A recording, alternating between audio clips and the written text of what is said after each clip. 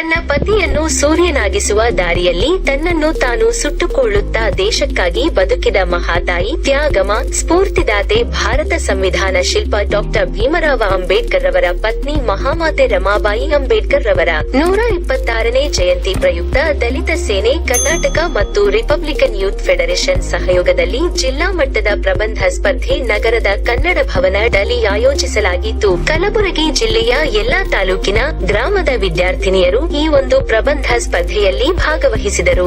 ಸ್ಪರ್ಧೆಯ ವಿಷಯ ಬಾಬಾ ಸಾಹೇಬರ ಸಂಘರ್ಷದ ಬದುಕಿಗೆ ಮಾತೆ ರಮಾಬಾಯಿ ಪ್ರೇರಣೆ.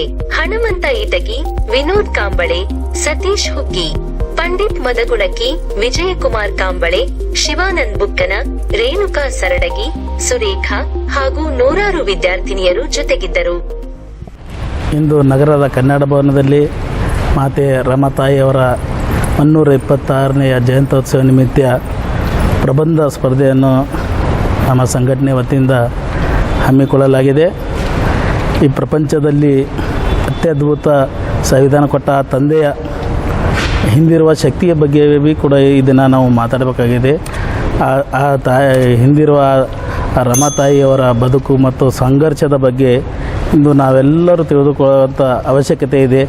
ಆದ ಕಾರಣ ಇಂದು ನಾವೆಲ್ಲರೂ ಸೇರ್ಕಿಸಿ ಪ್ರಬಂಧ ಸ್ಪರ್ಧೆಯನ್ನು ಹಮ್ಮಿಕೊಂಡಿರುವ ಪ್ರಯುಕ್ತ ಇವತ್ತು ಜಿಲ್ಲೆಯ ಎಲ್ಲ ತಾಲೂಕಿನಿಂದ ವಿದ್ಯಾರ್ಥಿನಿಯರು ಭಾಗವಹಿಸಿದ್ದು ಅತಿ ಸಂತೋಷದ ವಿಷಯ.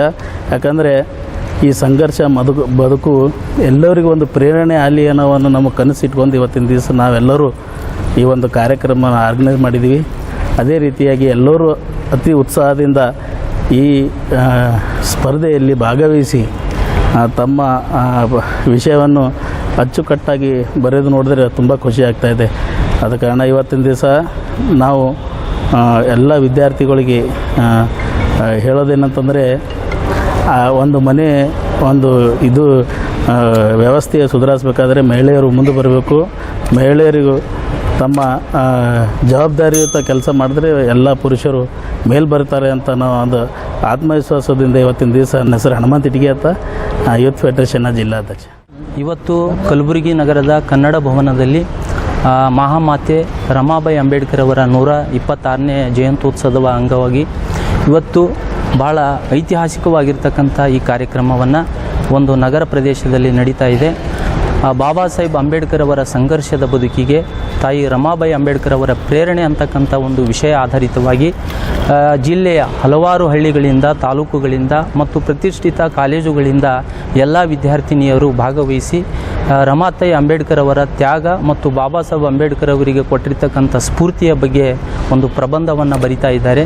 ಬರೀತಕ್ಕಂಥ ಎಲ್ಲ ವಿದ್ಯಾರ್ಥಿನಿಯರ ಲಕ್ಷಣ ನೋಡಿದರೆ ಭಾಳಷ್ಟು ವಿಷಯಗಳನ್ನು ರಮಾತಾಯಿ ಅಂಬೇಡ್ಕರ್ ಅವರ ಬಗ್ಗೆ ಓದುವುದರ ಮುಖಾಂತರ ಒಂದು ಬರೀತಕ್ಕಂಥ ಹುಮ್ಮಸ್ಸದಲ್ಲಿ ಬರಿತಾ ಇದ್ದಾರೆ. ಇದೊಂದು ಬಹಳ ಅರ್ಥಪೂರ್ಣವಾಗಿರ್ತಕ್ಕಂಥ ಕಾರ್ಯಕ್ರಮ ಅಂಥೇಳಿ ನಾನು ಅಂದ್ಕೊಂಡಿದ್ದೀನಿ. ಯಾಕಂತಂದರೆ ರಮಾತಾಯಿಯವರ ಆದರ್ಶದ ಬದುಕು ಮತ್ತು ತ್ಯಾಗದ ಬದುಕು ಪ್ರತಿಯೊಬ್ಬರು ಹೆಣ್ಮಗಳಿಗೆ ಅದು ಪರಿಚಯ ಆಗಬೇಕು ಅಂತಕ್ಕಂಥ ಕಾರಣಕ್ಕಾಗಿ ಈ ಒಂದು ಸಂಘಟಕರು ಈ ಒಂದು ಕಾರ್ಯಕ್ರಮವನ್ನು ಆಯೋಜನೆ ಮಾಡಿದ್ದಾರೆ. ಇದು ಬಹಳ ಒಂದು ಐತಿಹಾಸಿಕ ಕಾರ್ಯಕ್ರಮ. ಮುಂಬರ್ತಕ್ಕಂಥ ದಿನಗಳಲ್ಲೂ ಕೂಡ ಈ ಒಂದು ಕಾರ್ಯಕ್ರಮ ಹೀಗೆ ನಿರಂತರವಾಗಿ ಇರಬೇಕು ಅಂತಕ್ಕಂಥ ಆಶೆಯೂ ಕೂಡ ಬರೆದಿರ್ತಕ್ಕಂಥ ಎಲ್ಲ ಸ್ಪರ್ಧಾರ್ಥಿಗಳ ಒಂದು ಅನಿಸಿಕೆ ಆಗಿದೆ. ಹಾಗಾಗಿ ಈ ಒಂದು ಮೂಲಕ ಸಂಘಟಕರಿಗೆ ತುಂಬು ಹೃದಯದ ಅಭಿನಂದನೆಗಳನ್ನು ಸಲ್ಲಿಸ್ತಾ ತಾಯಿ ರಮಾಬಾಯಿ ಅಂಬೇಡ್ಕರ್ ಅವರ ಕುರಿತು ಇವತ್ತು ಪ್ರಬಂಧ ಬರೆಯೋದಷ್ಟೇ ಅಲ್ಲ, ಅವರು ಬರೆದಿರ್ತಕ್ಕಂತಹ ಮತ್ತು ಅವರು ಓದಿರ್ತಕ್ಕಂಥ ಎಲ್ಲ ರಮಾತಾಯಿಯ ಆದರ್ಶದ ಜೀವನವನ್ನು ತಮ್ಮ ಜೀವನದಲ್ಲಿ ಅಳವಡಿಸಿಕೊಂಡಿದ್ದೇ ಆದರೆ ಈ ಒಂದು ಪ್ರಬಂಧ ಸ್ಪರ್ಧೆಗೆ ಆ ಒಂದು ಅರ್ಥ ಇರ್ತದೆ ಅಂತಕ್ಕಂಥ ಮಾಹಿತಿಯನ್ನು ಈ ಮೂಲಕ ಹೇಳ್ತಾ ಇದ್ದೀನಿ. ನನ್ನ ಹೆಸರು ಪಂಡಿತ್ ಮದಗುಣಿಕೆ ಅಂಥೇಳಿ, ಯುವ ಸಾಹಿತಿ, ಕಲಬುರಗಿ. ನನ್ನ ಹೆಸರು ಭಾಗ್ಯಶ್ರೀ. ನಾನು ಶ್ರೀಮತಿ ವೀರಮ್ಮ ಗಂಗಶ್ರೀ ಮಹಿಳಾ ಮಹಾವಿದ್ಯಾಲಯ ಕಲಬುರಗಿಯಲ್ಲಿ BA ದ್ವಿತೀಯ ವರ್ಷದಲ್ಲಿ ಅಭ್ಯಾಸ ಮಾಡುತ್ತಿದ್ದು, ಜಿಲ್ಲಾ ಮಟ್ಟದಲ್ಲಿ ಏರ್ಪಡಿಸಿದ ಅಂಬೇಡ್ಕರ್ ಅವರ ಸಂಘರ್ಷದ ಜೀವನದಲ್ಲಿ ರಮಾಬಾಯಿಯವರ ಪ್ರೇರಣೆ ಈ ವಿಷಯದ ಕುರಿತು ಪ್ರಬಂಧವನ್ನು ಕಲಬುರಗಿಯ ತಿಮ್ಮಾಪುರ ಸರ್ಕಲ್ನ ಕನ್ನಡ ಭವನದಲ್ಲಿ ಏರ್ಪಡಿಸಿದ್ದಾರೆ. ಈ ವಿಷಯ ಬಹಳ ವಿಶೇಷವಾಗಿದ್ದು ಪ್ರತಿಯೊಬ್ಬ ಮಹಿಳೆಯರಿಗೂ ರಮಾಬಾಯಿಯವರ ಬಗ್ಗೆ ತಿಳಿಯುವುದು ಅತ್ಯಂತ ಮಹತ್ವದ ವಿಷಯವಾಗಿದೆ. ಏಕೆಂದರೆ ಪ್ರತಿಯೊಬ್ಬ ಹೆಣ್ಣು ಮಗಳಿಗೂ ಅಂಬೇಡ್ಕರ್ ಏನು, ಅವರ ಸಾಧನೆ ಏನು ಅಂತ ದೇಶದಲ್ಲಿರುವ ಪ್ರತಿಯೊಬ್ಬ ಪ್ರಜೆಗೂ ಗೊತ್ತು. ಆದರೆ ರಮಾಬಾಯಿಯವರ ಕುರಿತು ಅಷ್ಟೊಂದಾಗಿ ಯಾರಿಗೂ ಮಾಹಿತಿ ಇರೋದಿಲ್ಲ. ಅದರಲ್ಲಿ ವಿಶೇಷವಾಗಿ ಹೆಣ್ಮಕ್ಕಳಿಗಂತೂ ರಮಾಬಾಯಿಯವರ ಬಗ್ಗೆ ಏನೂ ಮಾಹಿತಿ ಇರುತ್ತೆ, ಬಟ್ ಅಷ್ಟೊಂದು ಆಳವಾಗಿ ಇರುವುದಿಲ್ಲ. ಅದಕ್ಕಾಗಿ ಈ ಒಂದು ಪ್ರಬಂಧ ಸ್ಪರ್ಧೆ ಕುರಿತಾದರೂ ಸಹ ಪ್ರತಿಯೊಬ್ಬ ಮಹಿಳೆಯಲ್ಲಿ ಅವರ ಸಾಧನೆ ಏನು, ಅಂಬೇಡ್ಕರ್ ಅವರ ಸಂಘರ್ಷದ ಜೀವನದಲ್ಲಿ ಅವರ ಪಾತ್ರ ಏನು ಎಂಬುದು ಮತ್ತು ಅವರ ಬಗ್ಗೆ ಸಹ ಎಲ್ಲರಿಗೂ ತಿಳಿಸಲು ಇದು ಒಂದು ಒಳ್ಳೆಯ ವೇದಿಕೆ ಅಂತ ಹೇಳ್ಬೋದು. ಈ ಸ್ಪರ್ಧೆಯಲ್ಲಿ ಭಾಗವಹಿಸಿದ ನನಗೆ ತುಂಬ ಖುಷಿ ಮತ್ತು ಹೆಮ್ಮೆಯ ವಿಷಯ ಅನಿಸುತ್ತದಂತ ಕೂಡ ಹೇಳ್ಬೋದು. ಸ್ಪರ್ಧೆ ಬಹಳ ದೊಡ್ಡ ಮಟ್ಟದಲ್ಲಿಯೇ ಇದೆ. ಈ ಸ್ಪರ್ಧೆ ಉದ್ದೇಶ ಇಟ್ಟುಕೊಂಡಂತಹ ಎಲ್ಲ ಈ ಸಂಘದ ಅಧ್ಯಕ್ಷರಿಗೂ ಮತ್ತು ಸದಸ್ಯರಿಗೂ ನಾನು ತುಂಬ ಋಣಿಯಾಗುತ್ತೇನೆ. ಮತ್ತು ಇದು ಒಂದು ವಿಷಯವನ್ನು ಅಧ್ಯಕ್ಷರ ತಲೆಯಲ್ಲಿ ಬಂದಿದೆಯೋ ಅಂದ್ರೇನು, ರಮಾಬಾಯಿಯವರ ಬಗ್ಗೆ ಮಾಹಿತಿ ಮೂಡಿಸಕ್ಕಂತಹ ಕಲ್ಪನೆ ಏನಿದ್ದಲ್ಲ ಅದು ತುಂಬ ವಿಶೇಷವಾದದ್ದು, ವಿಶಿಷ್ಟವಾದದ್ದು. ಅಂಥವ್ರಿಗೆಲ್ಲರಿಗೂ ನಾನು ಋಣಿಯಾಗಿರ್ತೀನಿ ಅಂತ ಹೇಳಕ್ಕೆ ಇಷ್ಟಪಡ್ತೀನಿ. ಈ ಒಂದು ವಿಷಯ ಬಹಳ ಹೆಮ್ಮೆಯ ವಿಷಯ ಅಂತ ಹೇಳಕ್ಕೆ ಇಷ್ಟಪಡ್ತೀನಿ. ನನ್ನ ಹೆಸರು ಭಾಗ್ಯಶ್ರೀ. ನಾನು BFSM ಗೋದತಾಯಿ ದೊಡ್ಡಪ್ಪ ಅಪ್ಪ ಕಾಲೇಜ್. ನಾನು ಇವತ್ತು ಪ್ರಬಂಧ ಸ್ಪರ್ಧೆ ಇದೆ ಅಂತ ನನಗೆ ಗೊತ್ತಿದ್ದಿದ್ದಿಲ್ಲ. ಮೂರು ದಿನದ ಮುಂಚೆನೇ ಗೊತ್ತಿತ್ತು ನಾ ಹೆಂಗೆ ಪಾರ್ಟಿಸಿಪೇಟ್ ಮಾಡಬೇಕು. ಯಾಕಂದ್ರೆ ಎಲ್ಲ ಕಾಲೇಜವ್ರು ಬರ್ತಾರಲ್ಲ, ಅದಕ್ಕೂ ಅಂಬೇಡ್ಕರ್ದು ಸಂದೇಶ ಎಲ್ಲ ಕಡೆ ಗೊತ್ತದ. ಎಲ್ಲ ಮಕ್ಕಳಿಗೆ, ಚಿಕ್ಕ ಮಕ್ಕಳಿಗೆ ಕೇಳಿದ್ರು ಹೇಳ್ತಾರೆ. ಅದೇ ರಮಾಬಾಯಿ ಯಾರೂ ಗೊತ್ತಿರಲ್ಲ. ಅದಕ್ಕೆ ನಾ ಏನು ಮಾಡಿದೆ, ನಿನ್ನೆ ರಮಾಬಾಯಿ ಬುಕ್ ಅಷ್ಟಲ್ಲಿ ಕೊಟ್ಟಿಲ್ಲ. ರಮಾಬಾಯಿ ಅಂಬೇಡ್ಕರ್ ಎಲ್ಲ ಬುಕ್ನಲ್ಲಿ ಎಲ್ಲದಲ್ಲಿ ಕೊಟ್ಟಾರ. ಯಾಕಂದ್ರೆ ನಮ್ಮದು ಒಂದು ತಪ್ಪು ಮಾಡ್ಯಾರ. ಯಾಕಂತಂದ್ರೆ ರಮಾಬಾಯಿ ಅವ್ರಿಗೆ ಬೆನ್ನೆಲುಬು ಆಗಿದ್ದರು, ಅವ್ರದ್ದು ಬಗ್ಗೆ ಅಲ್ಲಿ ಅಷ್ಟು ಮಾಹಿತಿ ಕೊಟ್ಟಿಲ್ಲ. ಅಂತಂದ್ರೆ ನಾ ಏನು ಮಾಡ್ದೆ, ಗೂಗಲ್ನೇ ಸರ್ಚ್ ಮಾಡಿ ರಮಾಬಾಯಿದು ಪ್ರೇರಣೆ ನೋಡ್ಕೊಂಡು ಒಂದು ಸ್ವಲ್ಪ ನಂದು ತಕ್ಕ ಮಷ್ಟಿಗೆ ನಾನು ತಿಳಿದಾಗ ನಾ ಬರ್ದೀನಿ. ಒಂದಿಷ್ಟು ಗೂಗಲ್ ಸರ್ಚ್ ಮಾಡಿ ಬರ್ದೀನಿ. ಅಂದ್ರೆ ಇಲ್ಲಿ ಅಧ್ಯಕ್ಷ ಸ್ಥಾನ ವಹಿಸಿದ ನನ್ನ ಎಲ್ಲ ಗೆಳತಿಯರಿಗೂ ಮತ್ತು ಅತಿಥಿಗಳಿಗೂ ಅಧ್ಯಕ್ಷರಿಗೂ ಎಲ್ಲರಿಗೂ ನನ್ನ ವಂದನೆ ಹೇಳ್ತೀನಿ. ಯಾಕಂತಂದ್ರೆ ನನಗೆ ಇವತ್ತು ಒಂದು ಧೈರ್ಯ ತುಂಬ್ಯದ. ಯಾಕಂತಂದ್ರೆ ಜಿಲ್ಲಾ ಮಟ್ಟದ ಪ್ರಬಂಧ ಬರ್ದೀನಿ ಅಂತ ನನಗೆ ಭಾಳ ಖುಷಿ ಆಗತ್ತದ. ನಾ ಗೆದ್ರೂ ಅಷ್ಟೇ, ಸೋತ್ರೂ ಅಷ್ಟೇ. ಹೆಸರು ರಮಾ ಅಂತ. ನಂದು ಇವಾಗ MA ಕಂಪ್ಲೀಟ್ ಆಗಿದೆ, 3 ವರ್ಷ. ಇವತ್ತಿನ ಒಂದು ಸ್ಪರ್ಧೆ ನನಗೆ ತುಂಬ ಖುಷಿ ಕೊಡ್ತು.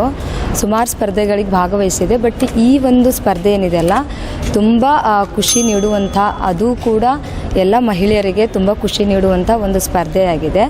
ಡಾಕ್ಟರ್ ಬಾಬಾ ಸಾಹೇಬ್ ಅಂಬೇಡ್ಕರ್ ಅವರ ಸಂಘರ್ಷದ ಬದುಕಿನಲ್ಲಿ ರಮಾ ತಾಯಿಯವರ ಒಂದು ಪ್ರೇರಣೆ ಎಂಥದ್ದು ಅಂತ ಇಡೀ ಜಗತ್ತಿಗೆ ಅಥವಾ ಇಡೀ ಒಂದು ದೇಶಕ್ಕೆ ತಿಳಿಸುವಂತಹ ಒಂದು ಸಣ್ಣ ಪ್ರಯತ್ನ, ದೊಡ್ಡ ಮಟ್ಟದ ಪ್ರಯತ್ನ ಈ ತಂಡದವ್ರು ಮಾಡಿದ್ದಾರೆ. ಅದಕ್ಕೆ ನನಗೆ ತುಂಬ ಖುಷಿಯಾಗುತ್ತೆ.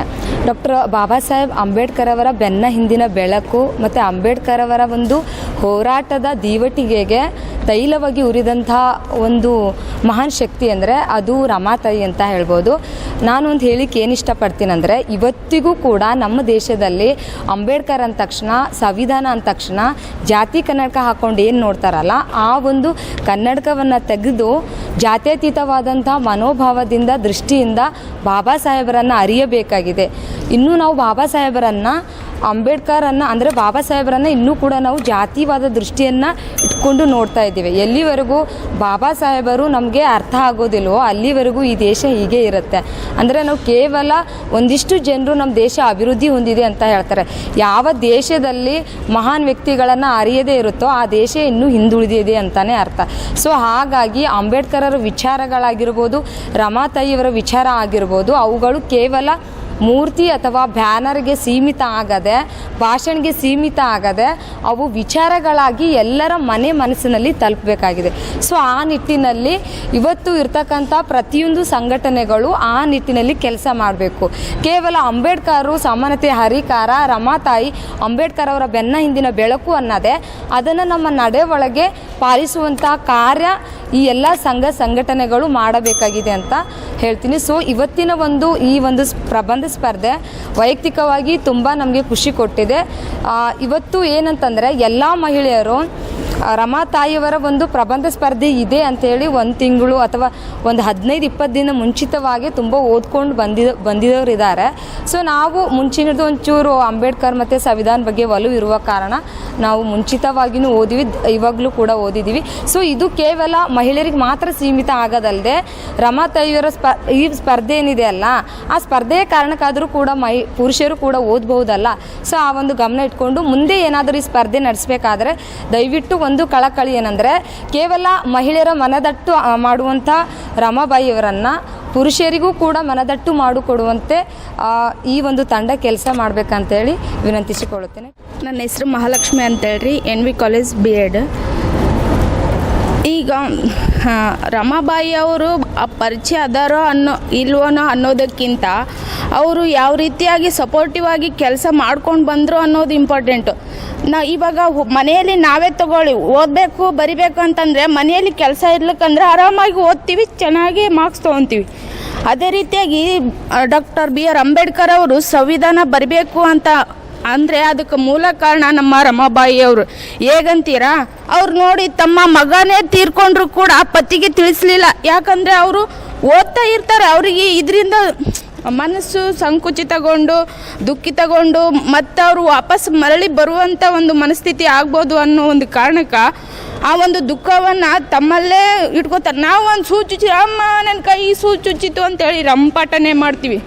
ಅದು ಹೋಗಲಿ, ಸಂಸಾರನ ನಿಭಾಯಿಸ್ಬೇಕಾದ್ರೆ ಎಷ್ಟೊಂದು ಕಷ್ಟ ಇರ್ತದಲ್ಲ. ಅವರು ಒಂದು ಸೀರೆ ಹರಿದ್ರೂ ಕೂಡ ಅದನ್ನೇ ಟ್ಯಾಪಿ ಹಾಕ್ಕೊಂಡು ಮತ್ತು ಅದನ್ನೇ ಉಟ್ಕೊಂಡು ಹಿಂಗೆ ಕಾರ್ಯಕ್ರಮಗಳಿಗೆಲ್ಲ ಹೋಗುತ್ತಾ ಬರ್ತಾ ಇದ್ಕೊಂಡು ಮನೇನ ನಿಭಾಯಿಸ್ತಾರೆ. ಅದೂ ಹೋಗಲಿ, ಅವ್ರ ಚಿಕ್ಕ ವಯಸ್ಸಿನಾಗೆ ಇರಬೇಕಾದ್ರೆ ಅವ್ರ ತಾಯಿ ತಂದೆನ ಕಳ್ಕೊಂಡು ಮನೇನ ನಿಭಾಯಿಸ್ತಾರೆ ತನ್ನ ಸಹೋದರಿನ ಕರ್ಕೊಂಡು. ಅಂದ್ರೆ ನಾವು ಬಾಲ್ಯದಲ್ಲಿ ಎಂಜಾಯ್ಮೆಂಟ್ ಅಂತೀವಿ. ಅವ್ರ ಬಾಲ್ಯದಲ್ಲಿ ಆ ಒಂದು ಪದನೇ ಅದು ಗೊತ್ತೇ ಆಗಲಿಲ್ಲ. ಅಂದರೆ ಚಿಲ್ಡ್ರನ್ದು ಡೇಸ್ ಎಲ್ಲ ಗೋಲ್ಡನ್ ಆಗಿರುತ್ತೆ, ಹಂಗೆ ಹಿಂಗೆ ಅಂತಾರೆ.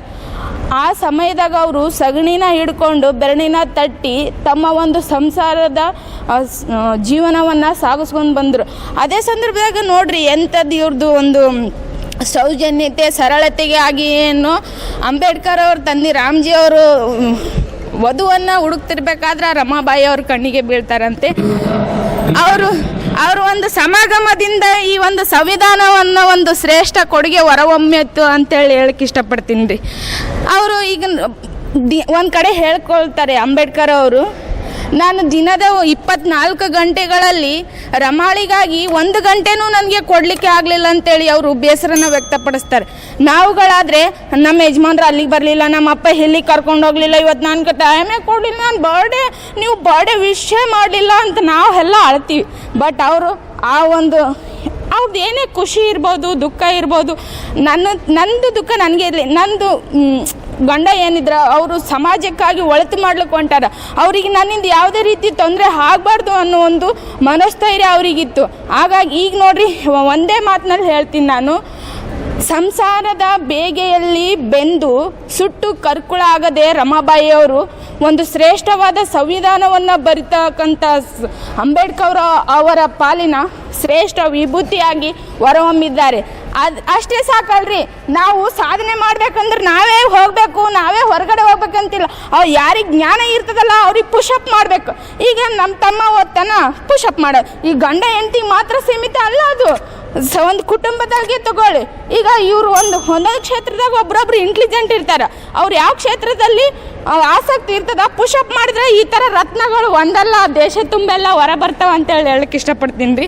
ಮತ್ತು ಇಂಥ ಒಂದು ಮಹಾನ್ ರಕ್ಷಾ ಕವಚವನ್ನು ದೇಣಿಗೆಯಾಗಿ ನೀಡಿದಂಥ ಬಾಬಾ ಸಾಹೇಬ್ ಅಂಬೇಡ್ಕರ್ ಅವರಿಗೆ ಮತ್ತು ಅವರಿಗೆ ಬೆನ್ನೆಲುಬಾಗಿ ಸಹಕಾರ ನೀಡಿದ ರಮಾಬಾಯಿ ಅವರಿಗೆ ನನ್ನ ಕೋಟಿ ಶರಣಾರ್ಥಿಗಳನ್ನು ತಿಳಿಸುತ್ತೇನೆ. ಸುಚಿತ್ರಾ, ನಾನು ಕಿತ್ತೂರಾಣಿ ಚೆನ್ನಮ್ಮ ಸ್ಕೂಲಿಂದ ಬಂದೀನಿ. ನಾವು ಈ ಜಾಗದೊಳಗೆ ಕುಂತು ಪ್ರಬಂಧ ಬರಿಬೇಕು ಅಂತಂತಂದ್ರೆ ಅದಕ್ಕೆ ಅಂಬೇಡ್ಕರ್ ಅವರೇ ಕಾರಣಾರ. ಅವರೊಂದು ಜೀವನದೊಳಗೆ ಅವ್ರ ಜೊತೆಗೆ ಅವ್ರ ಬೆನ್ನೆಲುಬಾಗಿ ನಿಂತ ರಮಾಬಾಯಿ ಅವ್ರಿಗೆ ಕೂಡ ನಾವು ಧನ್ಯವಾದ ಹೇಳಬೇಕು. ರಮಾಬಾಯಿ ಅವ್ರ ಬಗ್ಗೆ ಯಾವ ಹೆಣ್ಣಿಗೂ ಅಷ್ಟು ಗೊತ್ತಿರಲ್ಲ.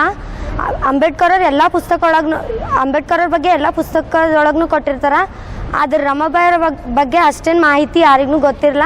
ಆದರೆ ಇಲ್ಲಿ ರಮಾಬಾಯಿ ಅವ್ರ ಬಗ್ಗೆನೇ ಬರಿಬೇಕು ಅಂತಂತ ಬಂದಾಗ ಒಂದು ಹೆಣ್ಣು ಒಂದು ಗಂಡಿನ ಬೆನ್ನಿಂದ ಹೆಂಗಿರಬೇಕು, ಅವರು ಬೇರೆಯವ್ರಿಗೆ ಹೆಂಗೆ ಪ್ರೋತ್ಸಾಹ ಕೊಡಬೇಕು ಅಂತಂಬೋದು ರಮಾಬಾಯಿ ಅವ್ರಿಂದ ನಾವು ಕಲಿಬೇಕು.